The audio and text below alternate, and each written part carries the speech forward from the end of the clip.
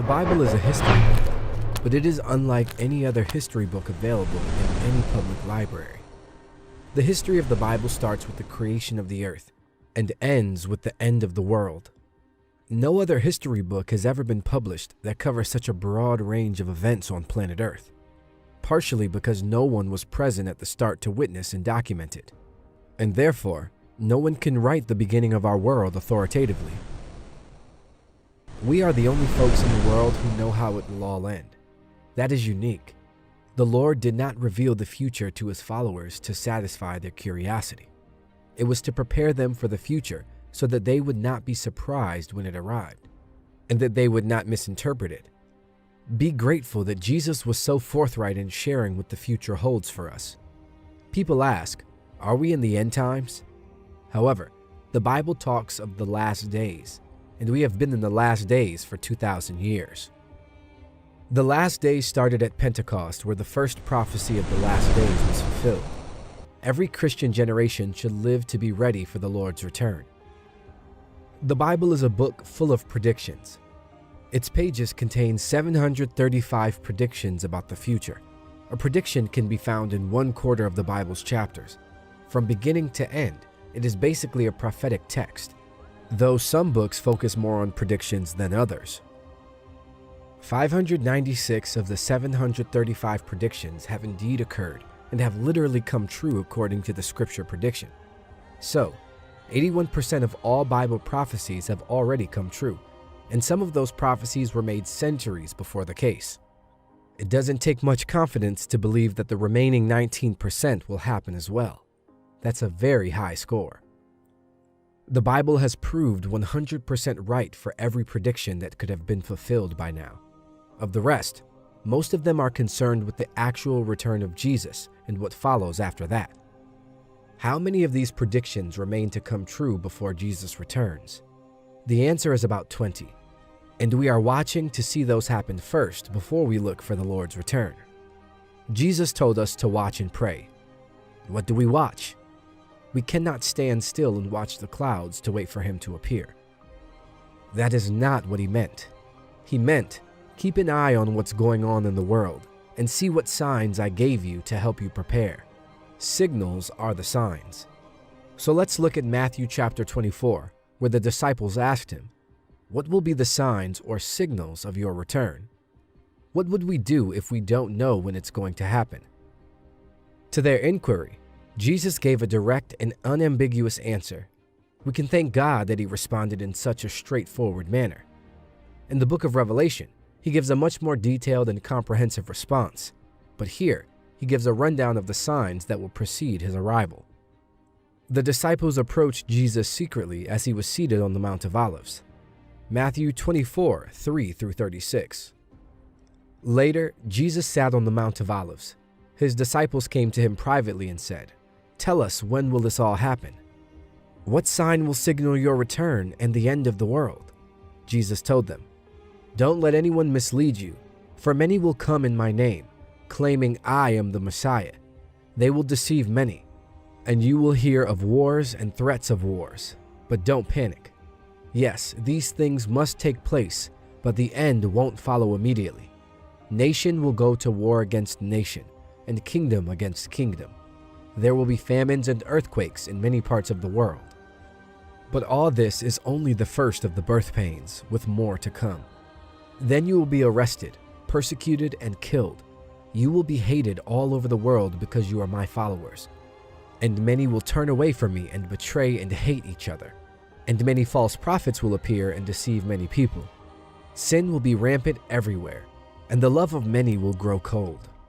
But the one who endures to the end will be saved. And the good news of the kingdom will be preached throughout the whole world, so that all nations will hear it, and then the end will come.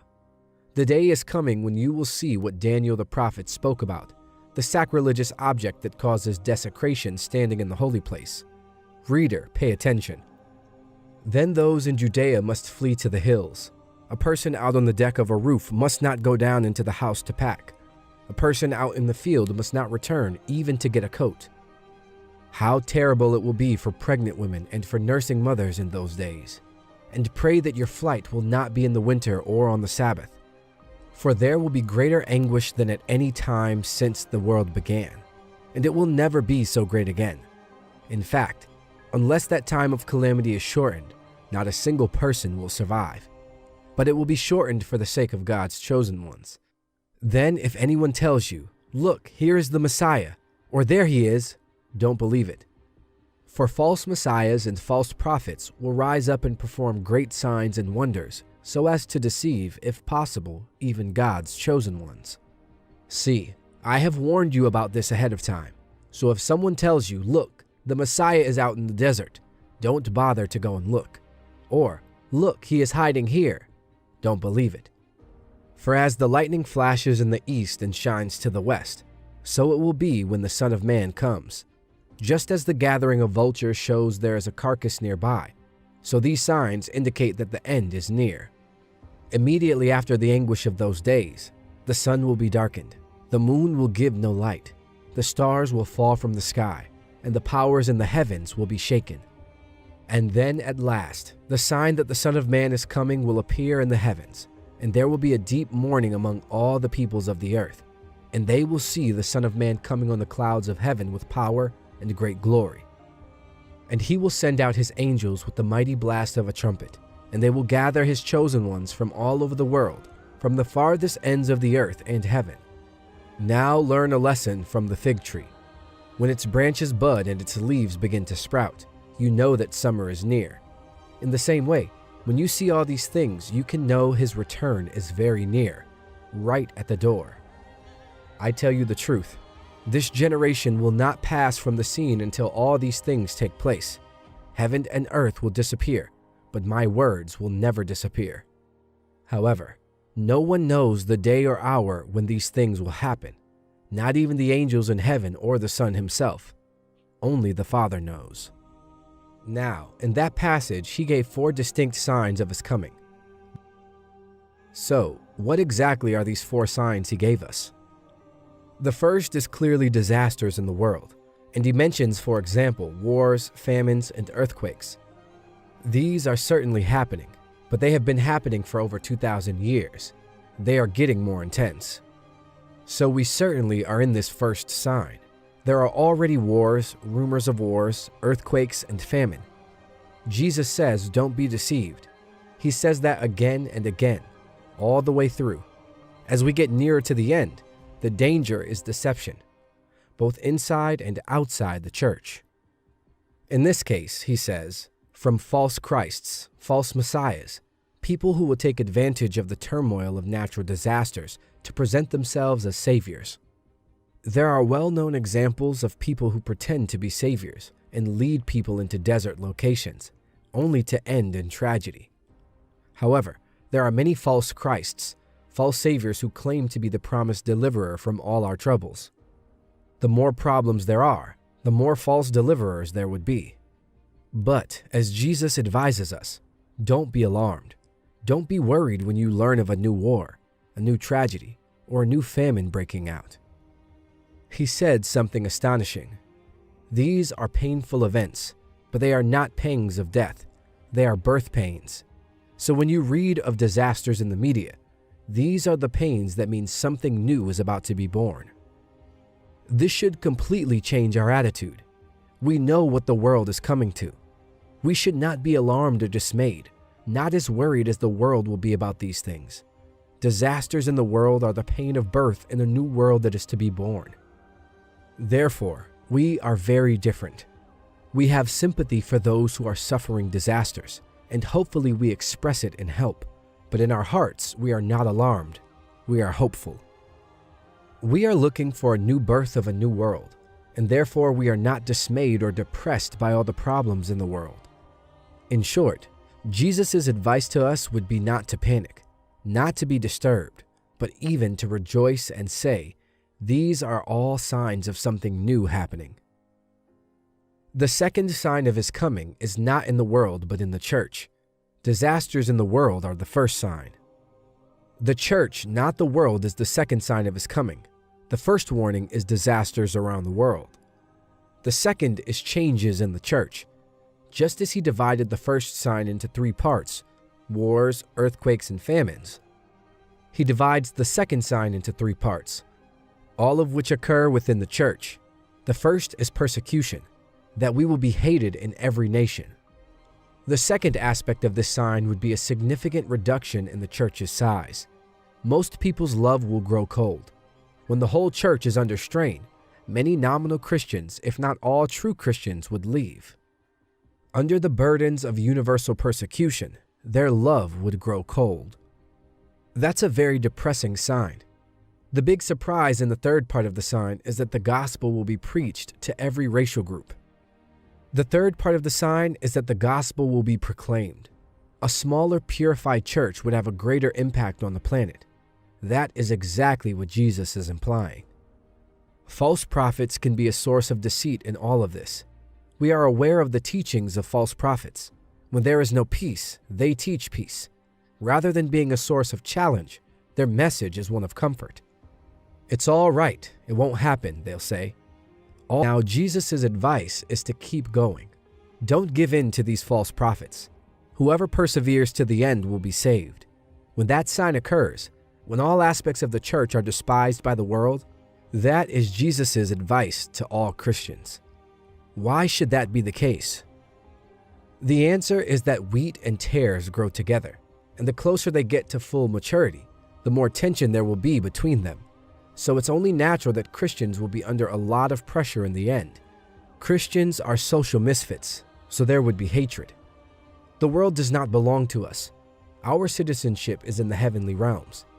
We are unique, and it is because of our uniqueness that hate can arise. Since Jesus was so different from everyone else, he drew hate against himself. John 15:19. If you were of the world, it would love you as its own. Instead, the world hates you because you are not of the world, but I have chosen you out of the world. It's not fun to be despised. That takes us to the third sign of the end times, which is Jerusalem's distress. Geographically, it will be very limited. In this passage, Jesus quotes Daniel's prophecies, and there is a character in Daniel's prophecies who is referred to as the abomination of desolation. Daniel mentions it 3 times. What does it all mean? What's the big deal? It's about a human being, a man who establishes himself in the very city of God, calls himself God, and refuses to accept anyone else's will above his own. A tyrant whose arrival will have global ramifications, but who will be centered in Jerusalem, the city of God, the holy place. Then Jesus says that the 4th sign of his coming will come immediately after that. So we shall know when he is coming. We shall be ready. When that sign comes, there will be no danger of false prophets or false messiahs. There will be no deception. It will be too quick. What will happen is that all natural light will be switched off. The sun will go dark. The stars will fall. There are many predictions of this all the way through the Bible. Isaiah says, "The heavens will be rolled up like a carpet. All the stars of heaven will be dissolved. The skies will be rolled up like a scroll, and all their stars will fall like withered leaves from the vine, like foliage from the fig tree." The natural light will be gone, leaving only artificial light to illuminate the earth. What is happening? What is going on? People may ask. This is it, Christians will exclaim. The sun, stars, and moon stop shining right before that happens. God turns off the lights of heaven to prepare for the blaze of light from the lightning that will mark his return. Then he comes on the clouds back to the planet Earth, and we meet him. We are not meeting in an earthly stadium because there isn't one large enough to accommodate such a large crowd. We'll reach him in the air, and that'll suffice. Isn't that a fantastic prospect? When you see all these things, you know he is at the gates, just about to walk through, he says. Then Jesus gives a very simple statement about a fig tree, and this is where many Christians have gone astray. He says, "Now learn this lesson from the fig tree. As soon as its twigs get tender and its leaves come out, you know that summer is near." Jesus is telling us that when you notice all these events happen, you know that we are there. Now that analogy of the fig tree is not an allegory. It is a straightforward analogy from everyday experiences, such as Jesus often presented in his teaching. You see the fig tree doing this. You say the summer is coming. and it will come. In the same style, when you notice these 4 signs, you know that summer is coming. Sadly, people have read it as an allegory. In closing, our question for the day: what's a worship song that has helped you feel closer to God?